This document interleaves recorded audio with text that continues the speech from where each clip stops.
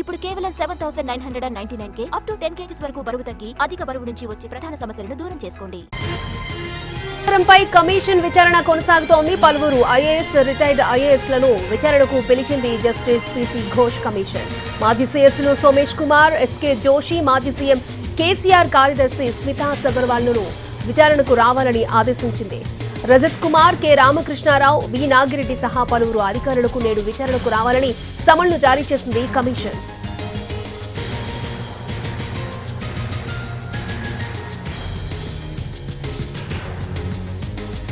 కాళేశ్వరంపై commission విచారణ కొనసాగుతోంది. పలువురు ఐఏఎస్, రిటైర్డ్ ఐఏఎస్లను విచారణకు పిలిచినట్లుగా తెలుస్తోంది. ఇదే అంశానికి సంబంధించి మరిన్ని అప్డేట్స్ మా ప్రతినిధి సుధీర్ లైవ్ లో అందించడానికి సిద్ధంగా ఉన్నారు. సుధీర్,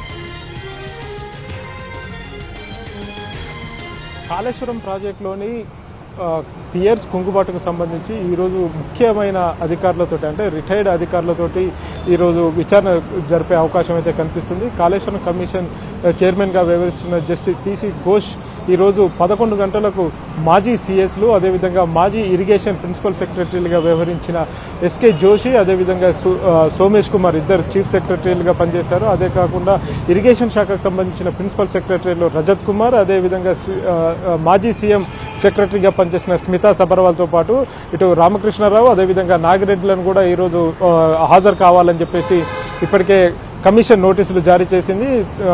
ఉదయం 11 గంటలకు కాళేశ్వరం ప్రాజెక్టుకు సంబంధించిన కమిషన్ ఎంక్వైరీ ఆఫీస్కు రావాలని చెప్పేసి సూచించినప్పుడు వారంతా కూడా ఈరోజు ఈ కాళేశ్వరం కమిషన్ ముందుకు హాజరు కాబోతున్నారు. అయితే ఈ విషయానికి సంబంధించి గడిచిన కొద్ది రోజులుగా కూడా ఎంక్వైరీ కమిషన్ విచారణను వేగవంతం చేసిందని చెప్పవచ్చు. ఇప్పటికే క్షేత్రస్థాయిలో పనిచేసిన అధికారులు ఎవరైతే ఉన్నారో అధికారులతో పాటుగా ఇంజనీర్లను కూడా పిలిపించడం జరిగింది. వారి దగ్గర నుంచి కూడా సమాచారం రాబట్టింది. ఇప్పటికే పంప్ హౌజుల నిర్మాణంలో పార్టిసిపేట్ చేసిన ఏఈలు కావచ్చు, డిఈలు కావచ్చు, ఎస్సీలు కావచ్చు, సిఈలు కావచ్చు, వీరందరినీ కూడా పిలిపించి వారి దగ్గర నుంచి కూడా వివరాలు తీసుకునే ప్రయత్నం అయితే చేసింది. ఎందుకంటే అధికారుల దగ్గర నుంచి సమాచారం తీసుకుంటూనే వారు చెప్పిన అంశాలకు సంబంధించి ఎప్పటికప్పుడు అఫిడవిట్ రూపంలో కూడా వారి దగ్గర నుంచి ఆధారాలను సేకరించే ప్రయత్నం అయితే చేస్తుంది. అయితే మరికొద్ది రోజుల్లోనే మాజీ ముఖ్యమంత్రి కేసీఆర్తో పాటుగా నీటిపారుదల శాఖ మంత్రి ఇటు హరీష్ రావును కూడా పిలిపించే అవకాశాలు ఉన్నట్టు కూడా తెలుస్తుంది.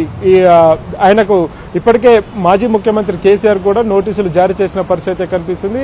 ఈ విషయానికి సంబంధించి మాజీ ముఖ్యమంత్రి కేసీఆర్ విచారణ కమిషన్ ముందుకు హాజరవుతారా లేదా అనేది కూడా చూడాల్సిన పరిస్థితి కనిపిస్తుంది. ఏది ఏమైనా కానీ ఉన్నతాధికారులుగా, అదేవిధంగా ఇరిగేషన్ శాఖ ప్రిన్సిపల్ సెక్రటరీగా పనిచేసిన రజత్ కుమార్ సుదీర్ఘకాలం పనిచేశారు. ఆ తర్వాత నాగిరెడ్డి పనిచేశారు, స్మితా సబర్వాల్ పనిచేశారు.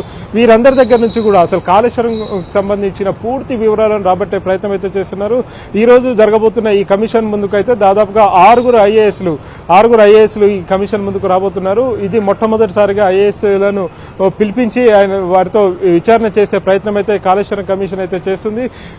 రేపు వెదిరే శ్రీరామ్ ఎవరైతే వాటర్ వర్క్స్ సంబంధించి కేంద్ర వాటర్ వర్క్స్ సంబంధించి ఆయన పనిచేస్తున్నారో ఆయనను కూడా పిలిపించడం జరిగింది. ఈ రోజు మధ్యాహ్నం కూడా కొంతమంది నిపుణులు ఎవరైతే ఉన్నారో ఇరిగేషన్ శాఖకు సంబంధించిన నిపుణులను కూడా ఈ కమిషన్ విచారించే అవకాశాలు అయితే కనిపిస్తుంది. ఆగస్టు 30వ తేదీ వరకు కాళేశ్వరం కమిషన్ ఎంక్వైరీకి అయితే తెలంగాణ ప్రభుత్వం సమయం కేటాయించింది. జూన్ 30వ తేదీకే సమయం ముగియడంతో 2 నెలలు ఎక్స్టెన్షన్ చేశారు. ఏదేమైనా కానీ ఈ రోజు 6 సీనియర్ ఐఏఎస్ అధికారులు కమిషన్ ముందు హాజరై ఏం చెప్పబోతున్నారు అనేది కొంత ఉత్కంఠగా మారిన పరిస్థితి కనిపిస్తుంది.